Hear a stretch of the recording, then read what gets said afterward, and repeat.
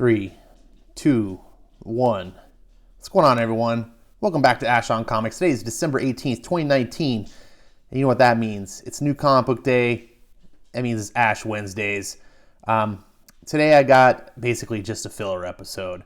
And I don't even have Stan and Forky with me. I screwed up again. I'm not at home. There's the dogs again. It wouldn't be an Ash episode without dogs.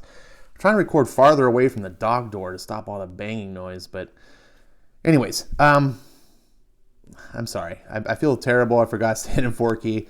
I got to keep them in my bag with me. Went to the comic book store. Kind of got a late start today.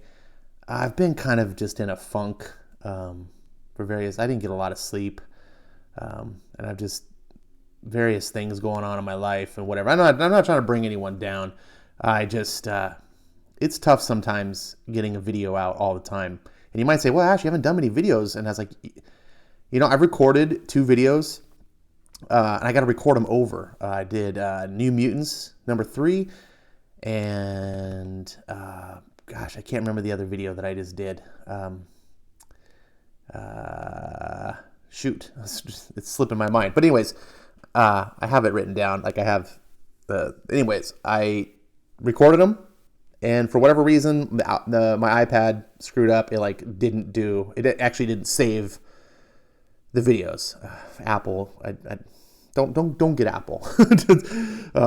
They make a good, nice piece of hardware, but how everything works. Anyways, so now I need to make sure I test my videos out before I just finish, because sometimes it's been doing that a couple times where you do like a 30-minute. My videos aren't short. 20 minutes. I think these ones were like 20 minutes. Do 20-minute video, and then you just like, didn't save anything. You're like, what the? So, so that means I got to do them again now. And then today I got to do this video. I don't got Stan and Forky. I'm brain fried. I'm kind of mentally and emotionally spent. And so I just didn't have it. I needed to take a break.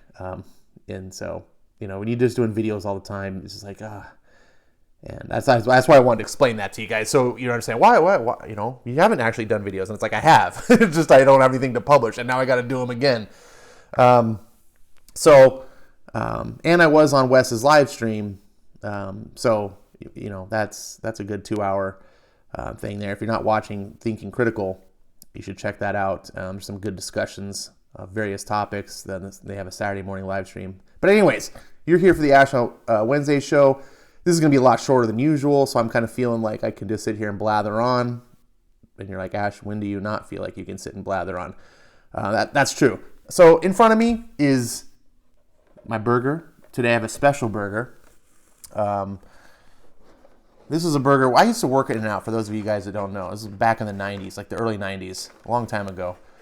In-N-Out was my first full-time job. And I used to eat there all the time because you get free meal, right? And I work 6 days a week, and sometimes I'd eat there twice a day. And I was just worried about just eating fast food all the time. Now, one thing I found out about, well, I didn't find out. I just came to understand is that In-N-Out isn't like normal fast food. It's really quality ingredients.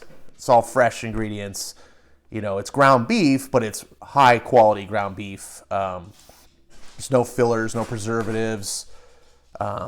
It's fine. And you can eat it a lot. I ate it for 4 years, but some of the other things can be, fatty. The cheese, the spread. Spread is super fatty. And I was like, you know what? I need to cut this down. So I came up with this burger that I used to eat that I was kind of having a craving for because I actually really like it too.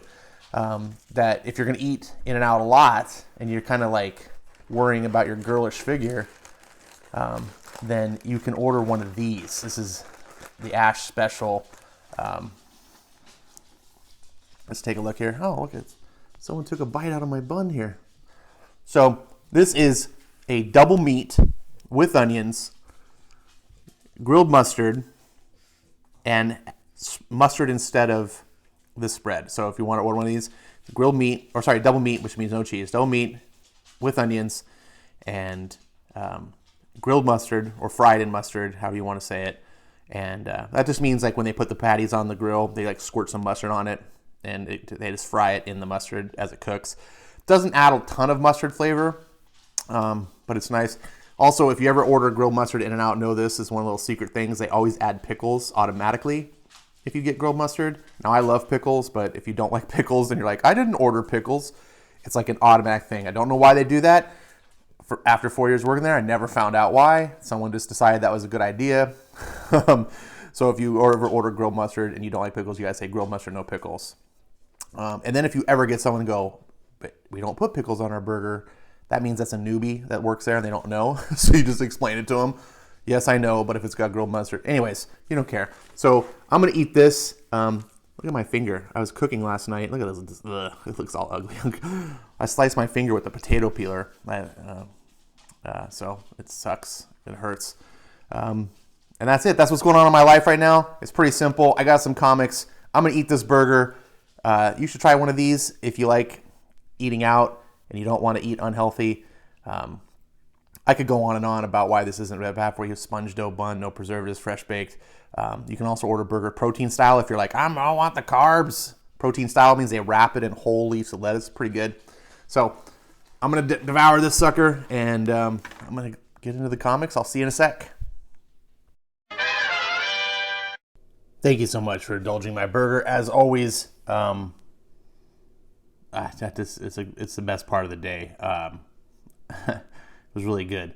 Forgot how good those were. You think I really like the spread. I always get extra spread, but it's good. Now I'm just tongue-tied. Stan and Forky, thankfully, I have an image of them. I'm such a dipshit to not have them on the show. I wanted to talk about a couple things. I'm not going to do my normal countdown. I didn't really prep for it. But I wanted to talk about new comics that came out this week. And I wanted to show you guys how I do. I could see all the number ones. I use a site called League of Comic Geeks. This is on the new comics tab. And I can just filter it between Marvel and DC is what I normally do. But this time I won't because I want to see the new comics. Now you can also see it has how many people, like as far as members of the site, pull the books. And this is kind of an interesting thing I like to see. It doesn't mean who sells the most books, but it means, I don't know what it really means, but this is kind of the most anticipation, at least between users who use this site. So Batman 85 was the most pulled book. I'm guessing Doomsday Clock's going to sell more, but that's because it's going to sell a lot to people who walk up, pick it up off the shelf, probably aren't using a site like this. But as far as actual just committed comic fans that use an app like this, Batman is their number one book. It's quite surprising. Amazing Spider-Man's way up there. Justice League is way up there. Look at Last Night on Earth. Man, this book is late. I think this last issue came out in like June. It's now December. Can you believe that? That's a super late-ass book. I'm really excited to read that. Nightwing is pretty high on the list. I'm kind of surprised it's like above Avengers. Look at Daredevil's pretty high on the list. This doesn't sell much, but you can tell comic fans are into it. I'm also surprised to see Aquaman. I mean, I know Abnett really brought the character a lot of popularity. The movie really helped, but Kelly Sue DeConnick is not something I want to touch. Now look at like the X-Force and the Mutants, Marauders. Like these are down lower on the list. It's kind of surprising. Teen Titans is above the X books. So that's kind of interesting, I think. We can kind of scroll and see. This is kind of where I just go and look for number ones, right? And normally there's a crap ton of them, but as I'm scrolling, I'm really not seeing any. Now, also the other thing you have to know, if you ever use this website on Wednesday, it runs super slow. So sometimes I have problems doing that. I can't believe Superman's pal Jimmy Olsen is still going. Oh, man. I guess 697 people like the book. Good for them. Let's see. Oh, man, I saw this on the shelf. Wonder Woman Dead Earth. Gosh, this looks bizarre. Creator of Murder Falcon. I flipped through it. The art was just like, this is ugly and bizarro and whatever. And then you got this Gwenpool with the cosplay cover. Yeah, This is everything wrong with comics. Um, so it's kind of fun sometimes to go through and see what's new. So 2099 Omega #1. Oh, that reminds me. That was the other book I did, was Doom. I did Doom 2099. So I did that. It slipped my mind. I got to redo the review. I can't believe Last God's already on 3. Oh, look, there's a new Star Wars book, because if you watch my channel, every week they have a new Star Wars book. That was Marvel's thing. Every week a new Star Wars book. So ridiculous. Is it any wonder why Disney Star Wars is failing? It's like they just don't know how to treat the property. It's just they're just milking it for everything it's worth. By the time Disney's done with it, it's going to be completely ruined. So that's enough of that. Speaking of Star Wars, if you like Star Wars comics, you can go to Comixology, something I recommend. I really like Comixology. Comixology Unlimited, it's you can try it for free, as you can see here. It's $5.99 a month. And unlike the Marvel Unlimited or the DC service, both of which are more expensive than Comixology Unlimited, you can read Marvel, DC, Image, other independents, a big selection.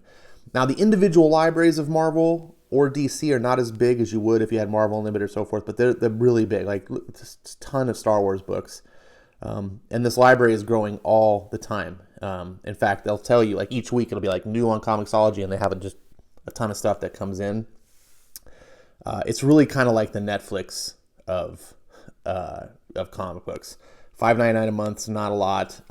It's the price of like one Marvel #1. It's like you get a lot of reading about that. Now, I kind of wanted to point this out. I use Comixology a lot. Now, I don't really like to buy digital books like new, but I like to buy trades this way. It's way cheaper than buying the books. I know some people like having the books on their shelf, and that's fine if you're one of those people. But here's a very cost-effective way. Look at this. Marvel's having a Doctor Strange sale. I know people say that this Donny Cates Doctor Strange wasn't that great, but I really like Donny Cates. And for $2.99, get the whole trade. That seems like it's worth it. I mean, DC's having a huge sale. If you miss the DC Black Friday sale, you can get tons. Look at this. They have 291 Batman graphic novels. Over 1,000 just regular DC graphic novels. I'm sure you can find just about anything that you want. Look at these $5 graphic novels. And if you do subscribe to Comixology Unlimited, you also get like a 15 to 20% discount on top of that. So you can really save a lot of money buying the back stuff. I do kind of a combination of both. I buy my new books on here, on floppies, as you're about to see. And then I like to get some of the collected works this way. For reading copies. But that's enough of that. Let's get into the comic books, and see you in a second. New Comic Book Day Haul. As always, kids, show your receipts. Today was $34.55. This is like the biggest week of the month for comics, as far as how many books come out and so forth. And before I get into the books, I talked about Star Wars a little bit on the Comixology and stuff. And tomorrow night I'm going to see Rise of Skywalker. And I just this is kind of my opportunity on these videos, is to talk about things that are on my mind, and it's kind of driving me nuts. I'm like, well, first of all, I'm not very excited. Not like I should be. I'm excited because I'm going with my friends, my longtime friends. They're all big Star Wars fanatics like me, and we make like a big deal out of it every film. And I know I'm gonna have a good time like with them. And if you watch the channel, I'm a person. I actually liked Last Jedi. I like Last Jedi quite a bit. I think Last Jedi is the best of the Disney films. I actually think Last Jedi, I know you're already hitting the unsubscribe button, but I think it's better than the prequels. I thought about making a video about it, but I believe that all that would do is entice flaming and outrage, and my point of doing this video or talking about this right now is that I everywhere I look, I just see outrage about the Rise of Skywalker. Now, I'm extremely apprehensive about this film, not because I hated Last Jedi. so many people, all of these vocal people, want to make you believe that it's this unanimous decision in the world, which is absolutely not true. I don't know anyone in real life that hated Last Jedi, but I know tons of people online that do. It's like this weird dichotomy, but I don't even know if that's the right word. But moving on, I'm not one of those people. I'm not one of the haters walking in going, "Oh, screw this." Like, I'm apprehensive and thinking Rise of Skywalker is going to be a big letdown. Number one, because I think Force Awakens is the crux of the problem for the Disney films. J.J. Abrams and what he did with Force Awakens, and Rian Johnson essentially had to just build on what the shitty foundations that J.J. gave him. And I think J.J. is just now going to take the ball and fumble it all over the place. But furthermore, it seems like they're abandoning The Last Jedi. And now some of you might be like, that's good. Thank you. No, it's not good. It's not. Number one, because for me personally, I think The Last Jedi is the best of the films, not the Lucas, and also because I think, and people are not going to agree with this. Believe me, I've had people argue with this. I know if you're one of them, but that Last Jedi actually is it's the only Disney film that seems to understand Lucas's Star Wars, that seems to understand what Lucas was doing. That's why I like it. Like, it is a flawed film in many ways, Last Jedi is. But it's the only film of all of the sequels that understands Lucas's vision just to a certain extent.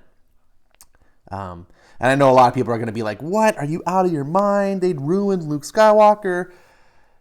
And again, that's why I'm tempted to do a video and argue the points, but it would just be for naught, because people online, if you're one of the rare individuals that's like me that likes Last Jedi, I don't need to explain to you, So anyways, I think Disney's going to course correct. And as I was saying, you're going to be like, great. And it's not great, because if you are the person who hates Last Jedi and you're one of the fandom menace, you're already convinced you're going to hate this Star Wars film. It's already dead to you. This is evident by the past week or two of Twitter just rising up to, in volume about this new film.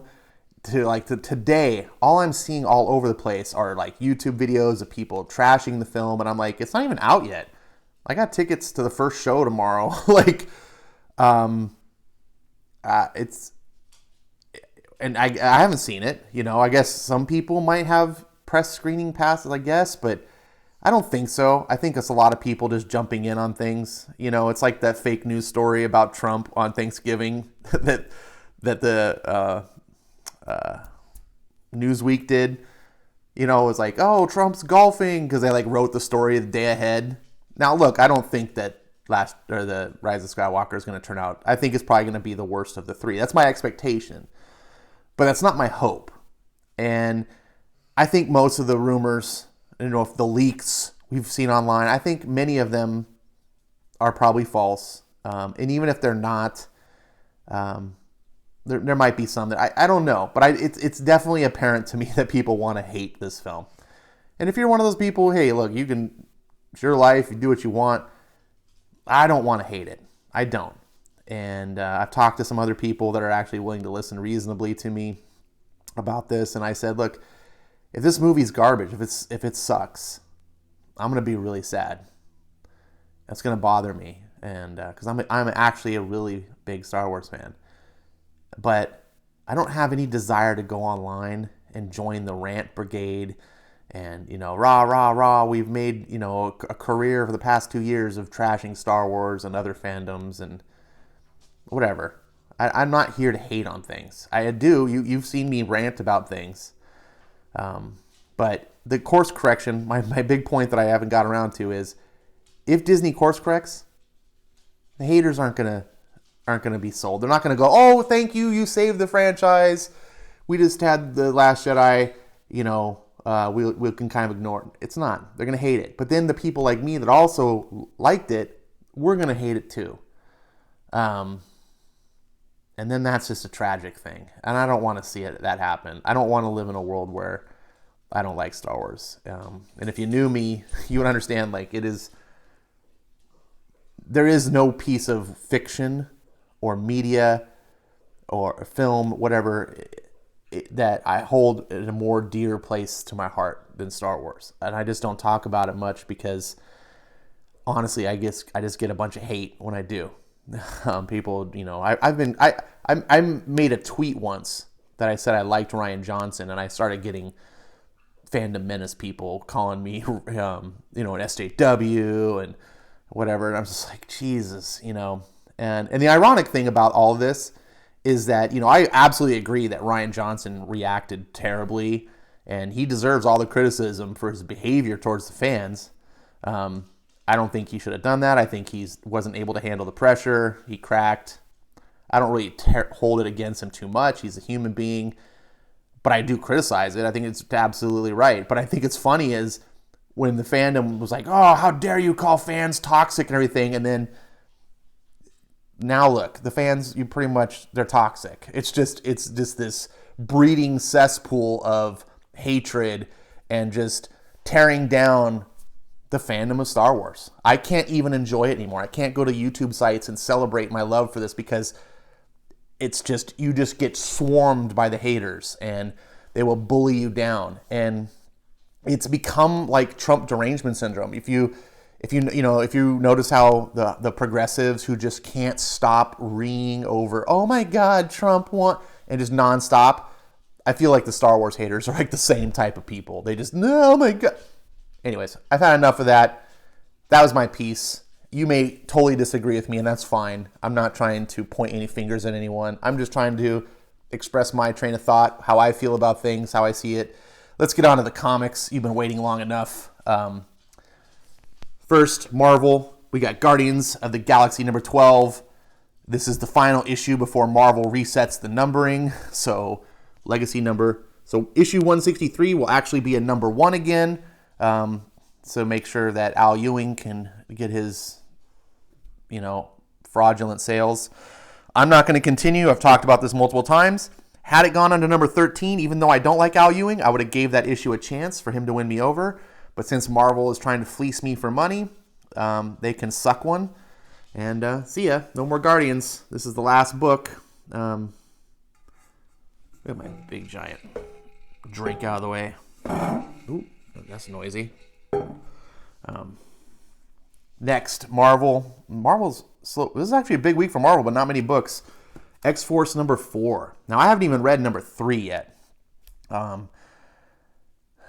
Spoiler alert, I'm not real impressed with the Dawn of X at all. So, I should be getting these books, and I should be tearing into them to know the story, and I just don't care. It's just a bunch of fluff and filler. But spoiler, I guess, Domino's back. Thanks, Marvel. Daredevil, number 15. Probably the best book that Marvel's putting out right now. Looks like Chichetto is back. Can you see up there? Yeah, Zdarsky and Chichetto. When you see those two names, you know you're in for a treat. Even when it's not Chichetto, though, you're getting a really good dramatic story. Zdarsky's storytelling is awesome. This is what Daredevil should be. No, it's not better than Frank Miller's run, but nothing else is. This might be second best to Frank Miller's run. We'll have to see. And then starting off with DC, ding dong, the king is dead. I don't think that's how it goes, but the king is dead. Long live the king? Is that how? Whatever. So, yeah, this is Tom King's final issue. Celebrate. It's finally over. I stuck with it only because he was leaving. Otherwise, I would have dropped this title. So, congrats to you, DC. You got like 10 extra issues out of me because you announced Tom King was canceling. And I don't like holes in my collection, which is going to be ironic because I'm probably going to end up canceling at 100 if my fears come true and they go to Black Batman. And no, I'm not being racist. I would say the same thing if I were, if they did that, they went to a white Black Panther. Like, just stop race swapping. Race swapping is racist. And also, I want Bruce Wayne. I'm a fan of Batman, not pretender Batman. Next, Justice League. what can I say? Scott Snyder, Jorge Jimenez art. It's fantastic. You get all the great characters, great art, great writing. I know some people are like, Snyder's not for me. Understandable. He writes a really big story. It's grandiose. It's huge ideas, and they don't always stick the landing. But A for effort. I really love what Scott Snyder does. He loves comics. You can tell when you read Scott Snyder comics, even if you're not into them, if it's not your style, this is a comic guy. This is a comic, what was that Kevin Smith show, The Comic Book Men? He's not like a Tom King who's like, oh, I used to work for the CIA and somehow I got into the comic books. I just fell into this job. No, Scott Snyder is a dude who grew up loving comics, loving writing. He's got a passion for it. And like I said, even when he doesn't stick the landing, you can feel that. He cares about these characters. He's not out there trying to push messages and stuff. He's out there trying to push the medium. And if you're a fan like me, if you like classic comics, I urge you to give him a try. It's big, it's complex, and it's really ambitious. But you know what? So is Chris Claremont's X-Men, and that's the kind of comic books I like. Justice League actually kind of feels like that in many ways. Next, Batman Superman. Joshua Williamson doing fantastic. I've been doing videos on these books. You're missing out if you're not reading Batman Superman, especially if you're a Batman and a Superman fan. The art is great. The writing is fun. It's a classic style comic book. Good adventures, great action. Not a bunch of people sitting around, blah, blah. You can see my videos for that. Finally, Doomsday Clock is finally here. Issue 12. Pretty cool cover. I like the close-up of the S.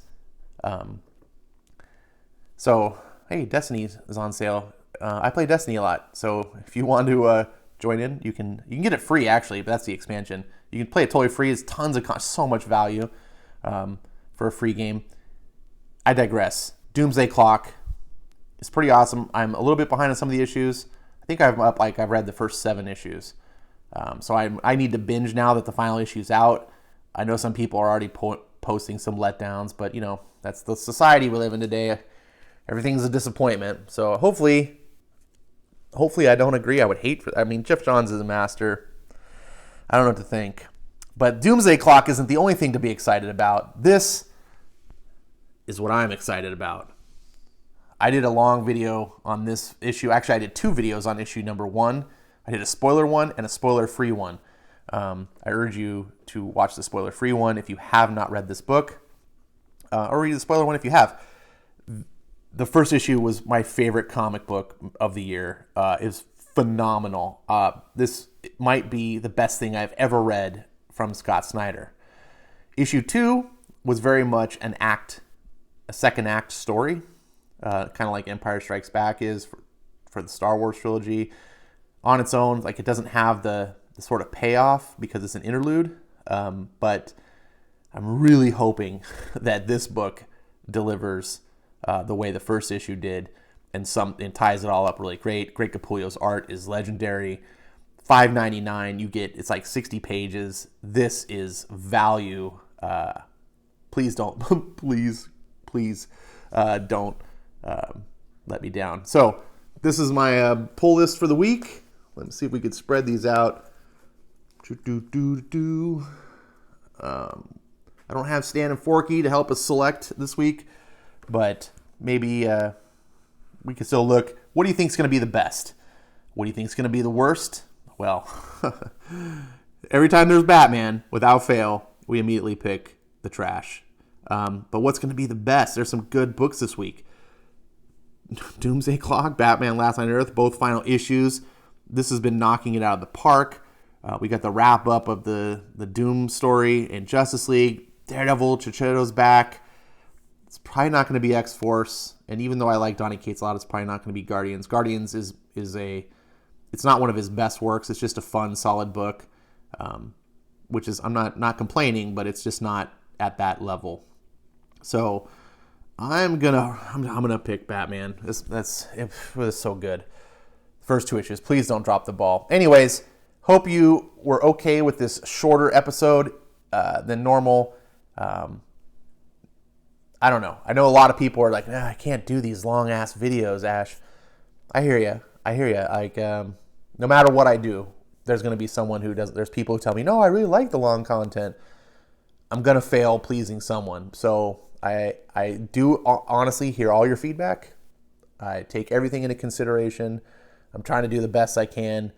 This is a hobby for me. So one of my priorities is keeping it for me, doing what I want to do, because I don't get paid. No one, no one does anything. And there's a lot of work. Sometimes, these Ash Wednesdays videos, I'll put like 3 hours of work.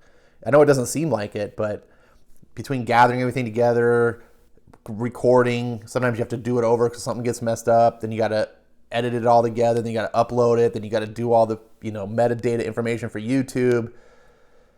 It's rough. And it can get tedious. Sometimes you get a little discouraging when, you're not getting like positive feedback or whatever. So that's why it's a priority for me to constantly just make sure I'm doing what entertains me. I know I want to listen to my audience, but that can only go so far. If I were getting paid and this was just my job, that might be different, but this isn't. It's a hobby. So hopefully you still enjoy it. Hopefully you like hearing what any, ideas, even if we disagree. It's sometimes fun to just hear what how people think differently than you. And of course, I like to hear what you have. Please put down in the comments your pull list. If you've pulled comics today, post them below. That'd be great. Tell me why, maybe your top picks. Why if it's not a book I'm already getting, why I might be interested in it, or books that maybe you're thinking of just dropping. Whatever you want to say. I do read every single comment, and sometimes I collect them and I do them on my mailbag on the show, and that's it. I got a Discord channel. We can talk about comics there. You know how to reach me on Twitter, all that stuff.